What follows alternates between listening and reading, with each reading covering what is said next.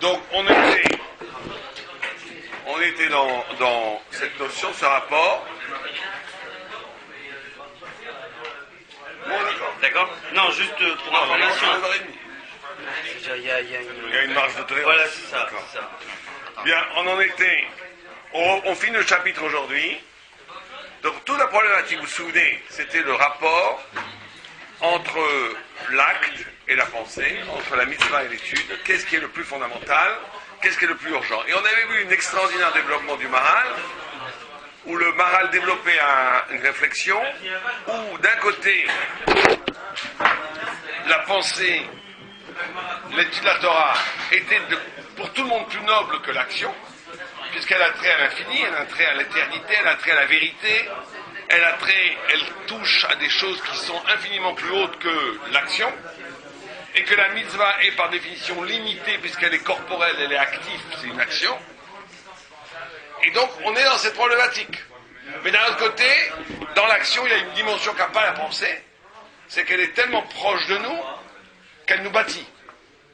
Elle nous bâtit beaucoup plus que... Oui. Donc on avait vu, donc je récapitule ce qu'on avait déjà vu, on va finir aujourd'hui le premier chapitre. Donc d'où une sorte d'ambivalence de problème. Parce que d'un côté on dit que l'étude de la Torah c'est plus haut que l'action. Magnifique, d'accord? Beaucoup plus haut que l'action. C'est parce que ça touche à l'infini, ça touche à l'éternité, ça touche à la vérité. Mais d'un autre côté, ça a un pouvoir de nous changer moins fort. Quand tu fais des choses, ça te change beaucoup plus. La preuve, c'est que vous avez des gens, ils étudient la Torah depuis 40 ans, toute la journée ils parlent. Il y a quelqu'un que j'aime beaucoup, qui m'énerve à cause de ça. 40 ans qu'il parle que de Torah. Vous lui parlez, il n'y a que ça qui l'intéresse. Qu'est-ce qui l'intéresse? Vous lui parlez d'autres choses, il s'ennuie. Mais il ne fait pas tellement, pas très pratiquant. Et on voit que ça l'a empêché d'évoluer. Parce qu'il n'a pas bougé, lui. Sa tête, elle est comme ça, il réfléchit à ça, il est très intelligent, mais il n'a pas bougé. L'action, quand tu fais quelque chose, ça t'engage. Quand ça t'engage, ça te modifie. Donc c'est ça ce qu'il y a de plus dans la mitzvah, ce qu'il y a de plus dans l'étude, c'est que la mitzvah, elle te modifie de l'intérieur. La Torah, elle te rajoute des horizons que tu n'avais pas pensé avant. Mais jusqu'au moment où elle te modifie, ça prend un temps fou. La chose qui te modifie dans l'étude de la Torah, c'est ce qu'on appelle la Hatmada. Quand quelqu'un il étudie jour et nuit, qu'il est toujours dans l'étude. Alors là, au contraire, il n'y a pas plus grande... Bon, ça c'est dans les shivot, ceux qui étudient jour et nuit, qui sont Yom Velaïla dans l'étude, c'est écoute. Le fait d'être collé à la gdoucha de l'étude, ce fait que ça te modifie. Mais sans ça, d'un point de vue ponctuel, vous étudiez 1 heure, ou vous allez dans les hôpitaux faire du chesed pendant 1 heure, aux gens qui sont mourants, aux gens qui sont malades, allez dans les hôpitaux, les gens qui sont mourants, vous souriez, vous les réconfortez, vous leur apportez, vous les lavez, vous leur faites des choses comme ça, vous allez sortir de là, vous allez vous sentir transformé, vous allez sentir que vous avez fait quelque chose d'extraordinaire. Vous étudiez 1 heure, ça va vous faire comprendre des choses, mais ça ne va pas vous changer intérieurement. Donc, mais d'un côté, c'est beaucoup plus haut. Donc c'est ça l'ambivalence, c'est que l'étude est beaucoup plus haute que l'action, parce qu'elle vous fait toucher des mondes qu'aucune action ne pourra jamais toucher. La vérité, l'éternité, Dieu, tout ce qui est la vérité absolue, qui dépasse l'être, dépasse le temps, dépasse tout. Mais d'un autre côté, c'est loin. C'est pas quelque chose qui va vous modifier à l'intérieur. Alors que l'action, c'est le contraire. Elle va vous modifier à l'intérieur, mais c'est ponctuel. C'est psychologique, c'est le monde. Et donc là, on a une marque. Qu'est-ce qui est le plus important dans la vie? Est-ce que c'est de se rajouter des dimensions à l'infinité, ou est-ce que c'est de se changer intérieurement? Il dit comme ça, mais tout le monde est d'accord, en vérité, que la Torah est beaucoup plus grande que la mitzvah. Mais simplement, est-ce qu'on va privilégier le fait, l'affect, le fait que ça te change ou pas? Bon, on finit le premier pérec. Le pérec Aleph de Megillah, il écrit dans la Gemara Megillah.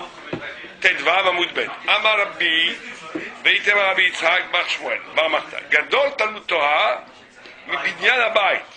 C'est Kozman Sheye Baruch Ben Nuria Kayam, Lo Inichu Ezra, Velo Inichu Ezra, ועלה ואמר רב אבו מחנה, אמר רבי יצחק בר שמואל בר מחתה משווה דרב גדול תלמוד תורה לכבוד אב.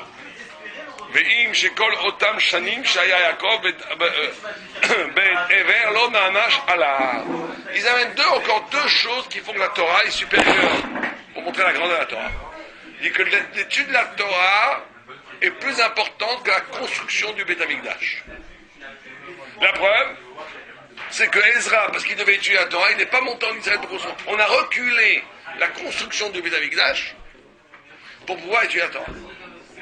On dit qu'il est plus grande l'étude de la Torah que le kivud avaim, que le respect des parents.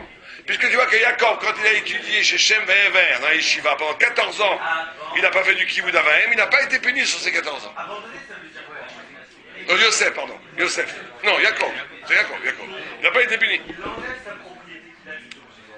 Oh, quel est le pirouche? Qu'est-ce que ça va nous enseigner ça? Regardez ce que dit le Maral. Pirouche, dit vrai. Qui a Torah et al kol hamizot. ואף כי בית המקדש הוא קדוש, שאין דומה לקדושת התורה שהיא קדושה לגמרי, שהיא שכלית, ואילו בית המקדש הקדושה חלה על הבית, שהוא גוף וגשם, מה שאין כן בתורה שהיא אלוקית בעצמה ואין מצורף אל דבר גשמי. מפני זה אמר גדולה התורה מכיוון אב האם, אף כי הוקש כבודו לכבוד המקום. Alors la première chose qu'il dit, c'est tout à fait étonnant. Il dit la sainteté du Beth Amikdash, du temple de Jérusalem, est une sainteté exceptionnelle. Parce que vous savez que, avant la faute du veau d'or, la Shrina était partout. Le monde entier était le Beth Amikdash. Le Beth Amikdash, le Mishkan, Dieu a ordonné de la construire après la faute du veau d'or. Parce qu'après la faute du veau d'or, Dieu s'est retiré du monde. Tellement la faute est grave. Mais Dieu a dit, on va faire un espace où la présence de Dieu, elle va rester. Où la présence de Dieu, elle ne va pas se retirer. C'est quoi cet espace? Beth Amikdash. Le Mishkan dans le désert, Beth Amikdash après à Jérusalem. Ça veut dire qu'il y a un endroit dans le monde où il n'y a pas... David Ameler, j'ai oublié le psukim par cœur dans le Teilim, il dit Kemeat Nafalti, j'ai pratiquement tombé quand je voyais ces gens, les Rachaïm, qui ont des Rolls Royce, qui ont des carrosses, qui ont des palais, que tout leur réussit, qui sont heureux, que leur visage est heureux, ils ont une gentille femme, ils ont des enfants merveilleux. Tout va bien pour eux.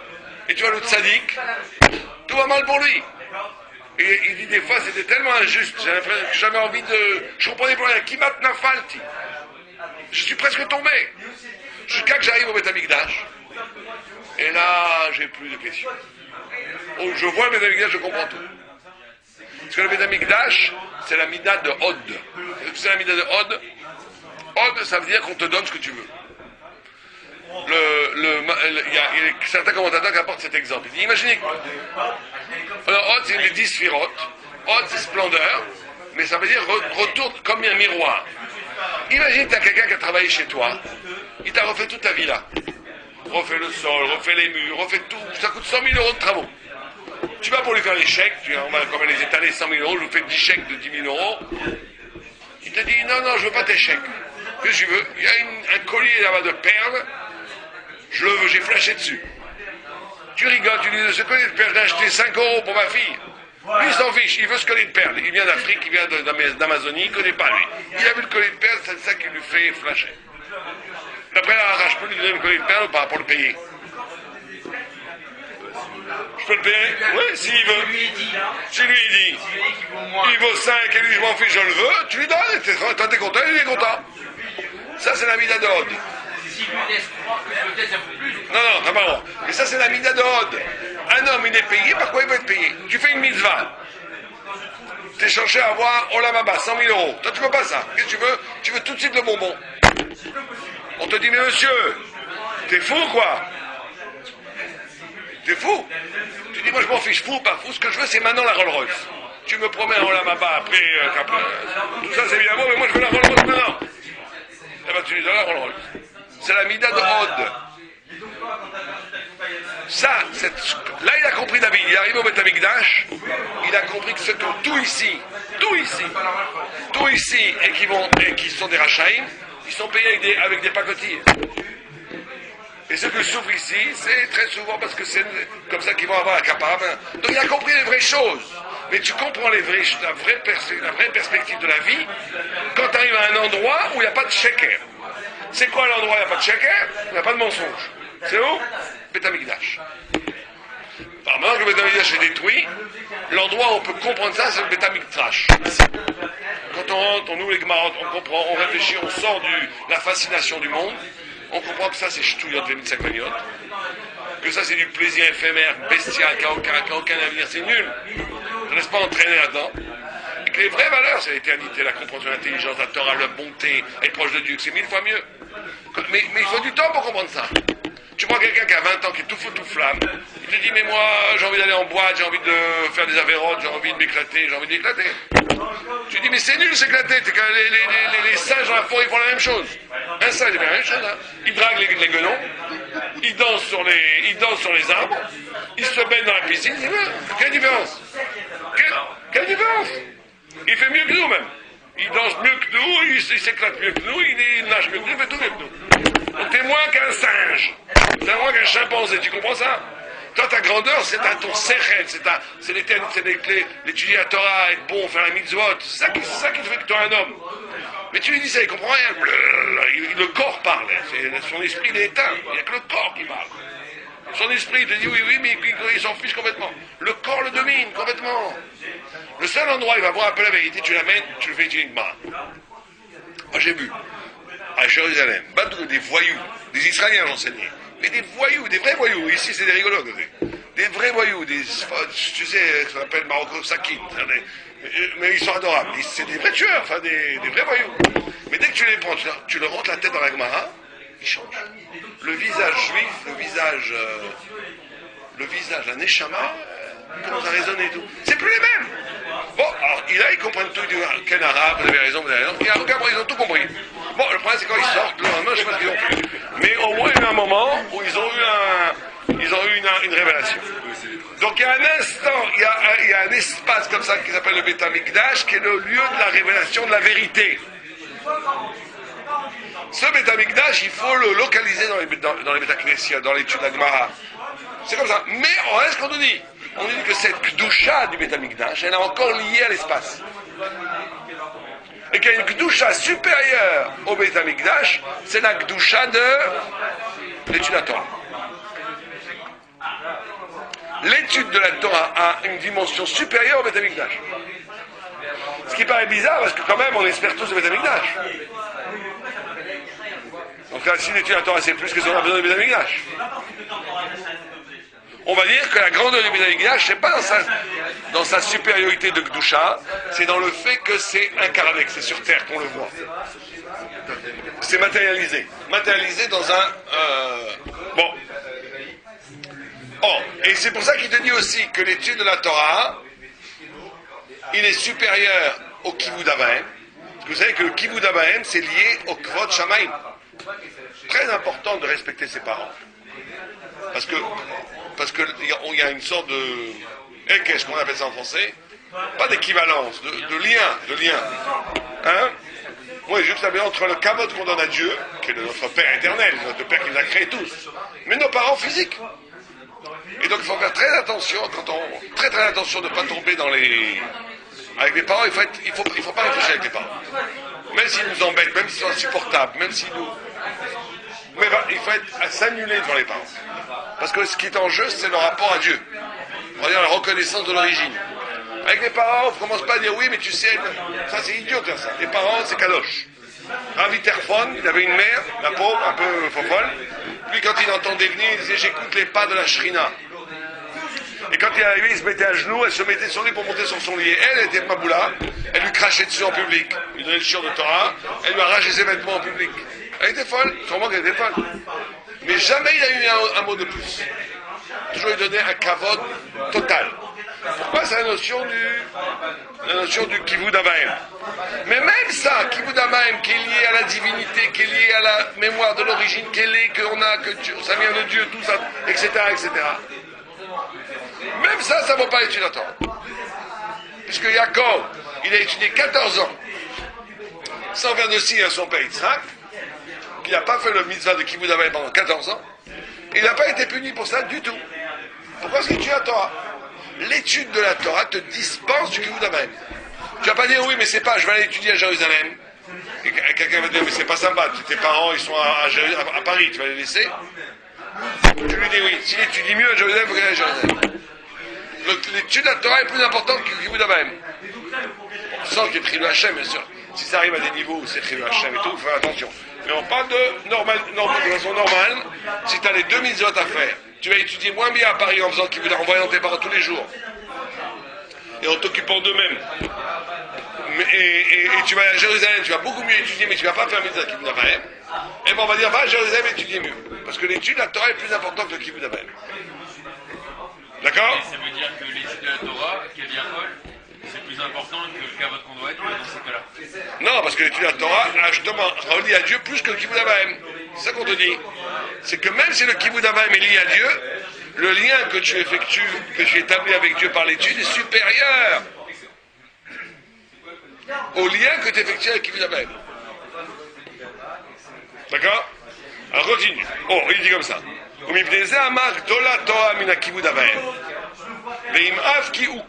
une sorte de juxtaposition, de lien. Kvodam le kavod amakom. Même si le kavod de tes parents est lié au kavod de Dieu, qui dans Brinan Bekidushim, Mitzad, Shegam Ave Em Mehem, Nivra Adam, depuis qu'il y a Yeshkan Dimion, Ma Hashem Ilba, c'est quoi le respect qu'on doit aux parents? C'est lié au fait que, de la même façon que Dieu a tout créé, tes parents ont tout créé.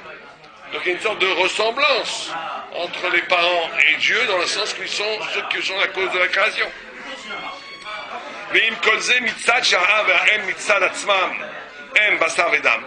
Bien entendu, puisque l'homme, la mère et le père sont quand même faits de chair et de sang. C'est comme un Mikdash, qui est fait de bois et de pierre. Et même s'il y a une sainteté dans eux, et de la même façon, les parents qui sont faits de chair et de sang sont les associés de Dieu pour créer l'homme, pour créer l'enfant.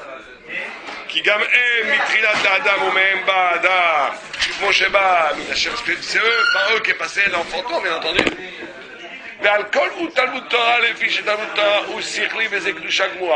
Mais tout ça ne remplace pas la hauteur de la Torah, qui est complètement intellectuelle, et donc qui est liée à toute chose, qui est déliée de toute matérialité, et qui fait qu'elle a le pouvoir de te mettre directement en lien avec Dieu. C'est ça la force de la Torah. La force de la Torah, c'est qu'en étudiant la Torah, tu es directement lié à la vérité, à Dieu, à l'éternité, de tout ce qui prévaut avant la création même du monde. Celui qui étudie la Torah, il échappe à toutes les formes d'esclavage, à toutes les formes d'aliénation, à toutes les formes de bassesse, parce qu'il se met directement en lien avec la parole de Dieu lui-même, qui est avant le monde, qui a créé le monde. Donc à ce moment-là, il ne peut pas tomber dans les misères de l'être. Il est au-delà de l'être. Et donc c'est plus grand que tout, il n'y a pas plus grand que ça. L'écart imania Rabbi Beimo veoler l'ilmod Torah et non énache. C'est pour ça que celui qui laisse tomber ses parents pour aller étudier la Torah, il ne sera pas puni. Ou baiser barou kama gadol talmud Torah, qui veut dire la Torah isichlit elokit. Et dans ce cas-là, on a compris la grandeur et la hauteur de la Torah. Parce que comme la Torah, elle est sichlit, elle est intellectuelle et elle est divine, elle est supérieure à tout. Chakol et Shlotzirou, parce que toutes les autres choses, elles sont mélangées. Toutes les autres choses dans le monde, elles sont mélangées. Elles ont un peu de matière, un peu de spirituel, un peu de vérité, un peu de mensonge, un peu de profondeur, un peu de masque. Il n'y a pas de choses au monde qui ne sont pas mélangées. Il n'y a qu'une seule chose qui est pure de tout mélange, c'est la Torah. Toutes les autres choses, même les mitzvot, elles sont mélangées. Il y a du corps. Il y a toutes sortes de choses qui font que on ne touche pas de faire un acte parfait, un acte qui est à la hauteur de l'étude, c'est pratiquement impossible. C'est le rêve de tous les grands tzadikim. Vous savez que c'est pour ça que les grands tzadikim, ils faisaient des tiches, les grands chassidim. Ils se mettaient à manger, et puis ils mangeaient, et tout le monde les regardait manger. Vous avez vu ça, une tiche? Vous n'avez jamais vu une tiche? C'est impressionnant. Hein. Il y avait la tiche de Rabbi de Lelov, c'est extraordinaire. Moi j'étais là-bas une fois, avec mon frère. Voilà, ça c'est une histoire que j'ai vue moi, hein. Je ne vous en parle pas du... Et il y avait 300 personnes. Tu te rappelles, tu étais là, il était extraordinaire lui. 300 personnes. Et tout d'un coup, il voit mon frère, qui avait la kippa et tout, hein, impeccable. Hein. Il lui dit, Daven. Il dit, prie. Je retourne, enfin mon frère, il déconnait à l'époque, il était à Yeshiva, mais il dit, d'où il sait, j'ai pas prié. C'était vendredi soir, il n'a pas fait la prière, il n'avait pas fait ni mincha, ni arvit, ni rien du tout. Et donc, il lui a dit, prie. Il a vu il a vu qu'il n'avait pas prié. Moi, devant moi, ça s'est passé. Comment il a vu ça? Comment il a pu voir ça? Donc il a vu. Il avait la sensibilité spirituelle de voir que cet homme-là n'avait pas prié. Et il lui a dit. Et lui, il faisait une quiche extraordinaire. Il mangeait à minuit. Nous, on allait manger d'abord. Kidouche. On allait manger, on faisait Bartamaza, on a fait des Bartamaza enchantés, on arrivait, il était 11h30 du soir, il en attendait pour venir faire le kidouche. Et il faisait le kidouche, ça prenait 20 minutes. Extraordinaire. Son barour, il durait 3 minutes. Le barour. Et il tremblait tout ça. C'est extraordinaire. J'ai jamais vu un spectacle comme ça. Une douche incroyable. Et lui, son rêve, c'est ça. Il essayait de faire un acte qui échappe à l'étroitesse du temps et de l'espace, un acte qui revendique, qui mobilise, qui réquisitionne l'éclat divin qu'on retrouve dans l'étude de la Torah. Et il est presque arrivé. Mais ce que te dit Mara, il te dit qu'aucun acte ne peut échapper au mélange. Au mélange du corps, au mélange du temps, au mélange de l'espace. Il est kidnappé par les lois de la physique. La seule chose qui échappe à la loi de la physique, c'est la Torah. La Torah est pure sans mélange.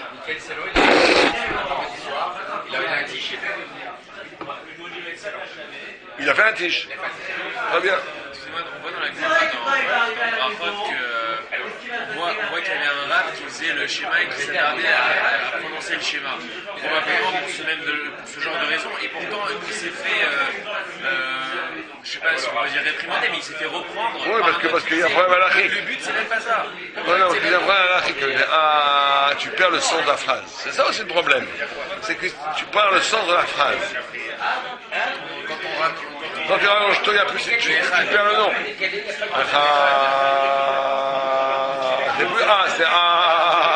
Ça devient un son. Tu perds la cohérence du mot. Oui, mais ça revient au même. C'est ce que vous dites, c'est la même chose. C'est qu'à un moment donné, l'espace, les lois de l'espace et du temps sont tellement prégnantes qu'on ne peut pas y mettre trop parce que ça perd. Et donc de là, on comprend que le but de la mitzvah, c'est pas forcément de rejoindre le livre de la Torah. C'est pareil. Ouais. Donc c'est bizarre le reste, c'est chassidim. Non, parce que on essaie quand même de faire. Le but de la mitzvah, c'est quand même s'élever de s'approcher le plus proche de la Torah. Mais c'est ça qu'il n'arrivera jamais. Donc nous, on doit essayer. Bien, on a fini le premier chapitre. On commence le deuxième chapitre. Il nous reste 8 minutes. Excusez-moi, Rabbi, encore une autre question. Abraham Avinu, quand il avait les invités quand il voyait les invités venir, on dit qu'il était avec la Shina. D'accord, il faisait quoi à ce moment-là? On suppose qu'il étudiait la Torah. Pourquoi il a arrêté?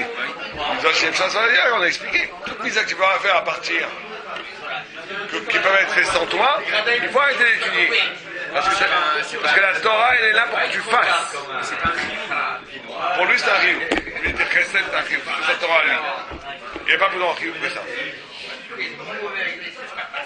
Donc, on fait le deuxième chapitre. Vous êtes prêts? Ok, Rabbi Raphaël, on commence le deuxième chapitre. Allez-y, lisez-le. Miplik, fort. התורה הוא שכל העליון, וקשה לבנות התורה שהיא שכל העליון, לכן צריך שיהיה לאדם הכנה לקבל התורה. אם לא כן, לא יקבל אותה. ההכנה שצריך לתורה, תן דברים הרבה מאוד, עד שהוא ראוי אל התורה. כי האדם הוא בעל הגוף והתורה היא שכל העליון. לכך, צריך אדם שיהיה רחוק מן המידות שהם גשמיים, וצריך לדרג מידה שהיא שכלית. בעיקר המידה שהיא שכלית היא הענווה, כמו שהתאר עניין זה דבריו, ולכן אי אפשר לקרוא את התורה כי היא באה למידה הזאת. Extraordinaire. Il vous dit une chose très simple. Il dit, comme la Torah, elle est l'esprit supérieur, l'esprit infini, l'esprit de Dieu, un homme, naturellement, ne peut pas l'acquérir. Tu ne peux pas acquérir la Torah. Comment tu acquérir la Torah? La Torah, elle est supérieure à toi. Donc tu ne peux acquérir la Torah que si tu te prépares. Que si tu te prépares. Et comment tu te prépares? Il y a énormément de préparation à faire, mais la principale, c'est la Hanava. On ne peut pas acquérir la Torah sans l'humilité. Pourquoi?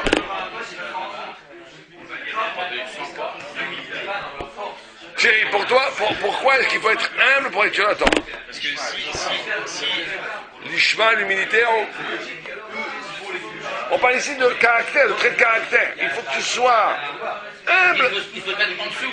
Non, parce que si la Torah elle est inaccessible pour l'homme parce qu'elle est d'origine divine et qu'on veut l'acquérir, c'est-à-dire qu'on veut l'étudier, alors on est obligé de associer quelque part à Kadosh Baruch Hu à notre étude.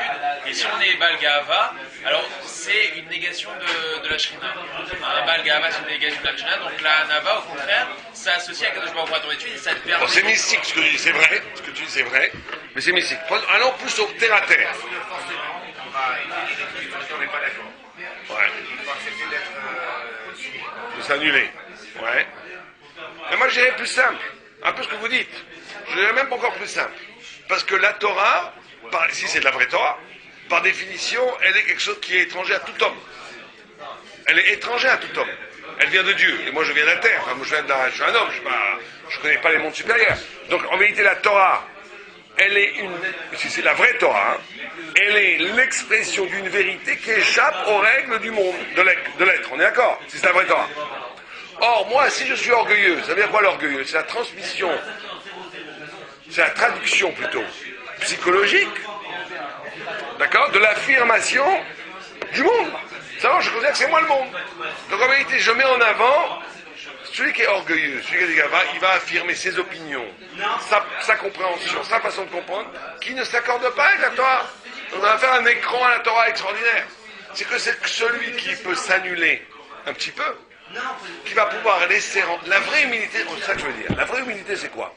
La vraie humilité, c'est d'accepter l'altérité. Alors ça a l'air compliqué, mais c'est très simple. La vraie humilité, c'est l'acceptation de faire entrer en toi quelque chose qui n'est pas toi. C'est ça l'humilité. Et c'est pas du tout ce qu'on croit à l'orgueil et l'humilité. Là encore, on peut pas rouler le bon Dieu. Il y a des gens qui sont tout comme ça, qui ont l'air humbles, mais en vérité, c'est des balgavas. Pourquoi c'est des balgavas? Parce qu'en vérité, ils ne sont que dans eux-mêmes. Tout ce qui n'est pas eux-mêmes, ils méprisent. Ils ne peuvent pas le faire entrer. Tout ce qui n'est pas eux-mêmes, ça ne rentre pas dans leur système. Ils ne peuvent pas, là, ils ne peuvent pas entrer, ils ne peuvent pas étudier la Torah, ils ne comprennent rien. Parce que tout ce qui n'est pas eux, ça ne rentre pas. Tout ce qui n'est pas eux, ça ne rentre pas. Ben, la Torah, elle n'est pas toi, elle ne rentrera pas. Il y a des gens qui sont un peu comme ça, frimeurs et tout, mais en réalité, c'est des faux orgueilleux. Parce que profondément, ils savent très bien qu'ils ne se valent pas grand-chose et qu'ils veulent apprendre des autres. C'est ça la vraie humilité. La vraie humilité, c'est la capacité de s'ouvrir, de s'intéresser à une dimension du sens, à une singularité, à une couleur des gens qui n'est pas moi. C'est tout. Et l'orgueil, c'est quoi? C'est toujours d'affirmer son évidence, son être, comme absolu, comme vrai. Tout ce qui ne ressemble pas à ça, ça n'intéresse pas. Alors très souvent, ça se manifeste par des... Je lui parle toujours et tout. D'accord, mais ça, c'est les effets. C'est les effets. La cause principale, elle est l'ouverture à l'autre.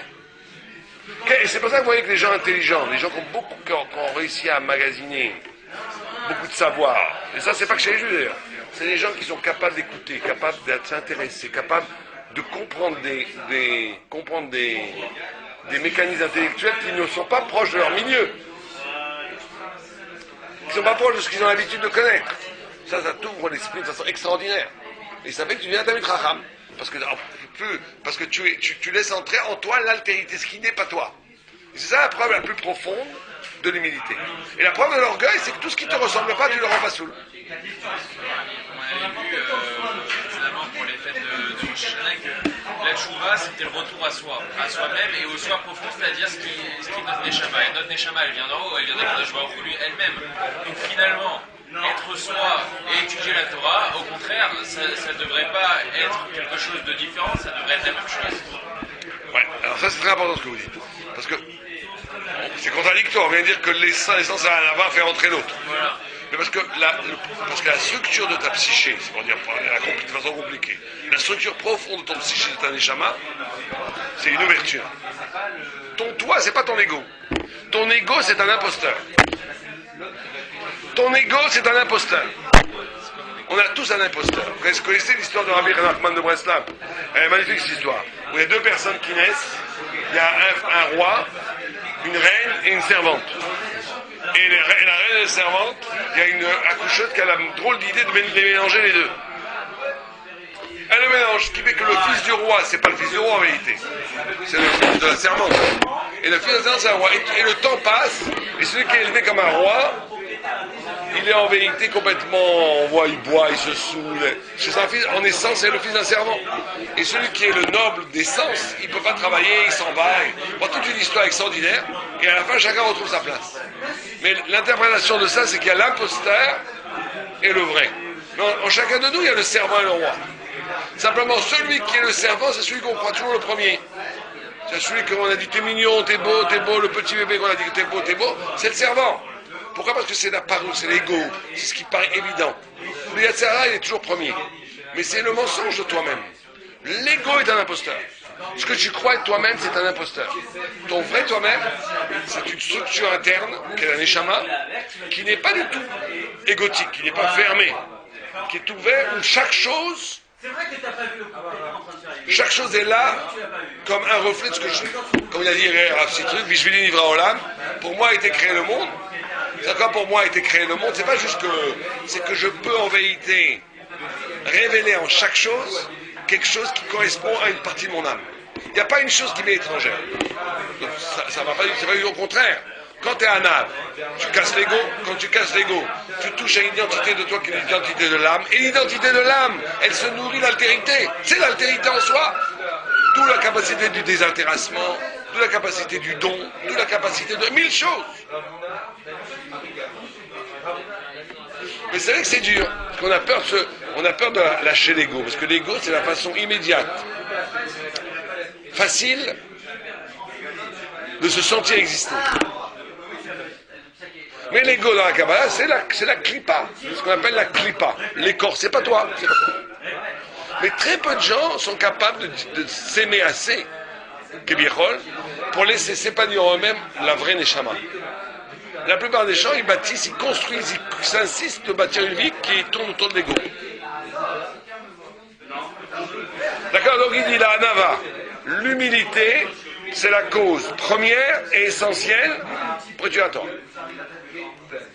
Et moi j'ai vu ça, on va arrêter là parce qu'on a fait la demi-heure, mais on reprendra ça demain, on continuera, mais j'ai vu ça dans les faits. Dommage, quelqu'un qui a un problème d'ego, et on a tous un problème d'ego, c'est ça qui empêche la Torah. Et plus quelqu'un va s'oublier un peu soi-même, plus il va être intéressé par autre chose que lui-même, et plus il va grandir la Torah. Ça va ensemble. C'est pour ça que vous n'avez jamais un grand Talmid Chacham, qui est pas un anab, ça n'existe pas. Ça n'existe pas. Et même ceux qui savent un peu leur nez, et qui ont l'air Talmid Chacham, pour nous, enfin pour les gens, le fait qu'il est égaux l'ont incroyablement limité. Et tous les très grands d'Israël, c'est tous des immenses anabs. Ils sont absolument pas intéressés par eux-mêmes. Tous. Allez voir Rav Kenievski, Rav Ovadia Yosef, tous les grands. C'est des gens, il n'y a qu'un Israël qui les intéresse, que la Torah qui les intéresse. Ils ne sont pas du tout dans un problème personnel. On voit dans la Gemara qu'un Talmid Chacham, une bonne chose pour lui, c'est de ne pas s'asseoir et de manger avec des Améharetz. Il y a un peu contre ça. Pas du tout. C'est parce qu'il ne va pas être contaminé, il ne va pas contaminer son âme par une socialité qui est anti-Torah. Comme moi je vais pas aller en boîte, tu vas aller en boîte de nuit, toi? Non. Pourquoi? Non, mais là, la Gemara, elle parlait juste de manger, elle parlait pas de... Oui, quand tu manges avec des Améharetz, tu rentres dans un système symbolique, dans une culture qui t'a sauvé la tête. On va faire des blagues, ça va pas être un moment de Torah.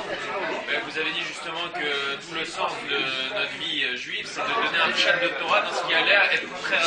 Si tu peux. Il y a des gens qui... Non, pas tous. Si tu peux, effectivement, t'asseoir à une table d'Amaretz et ramener une kdusha tellement forte que d'Amaretz vont devenir des tzadikim, fais-le, à la vaille. C'est le mieux. Mais si tu peux pas, sauve-toi. Bien, arrête là demain, mais Hashem, on continuera.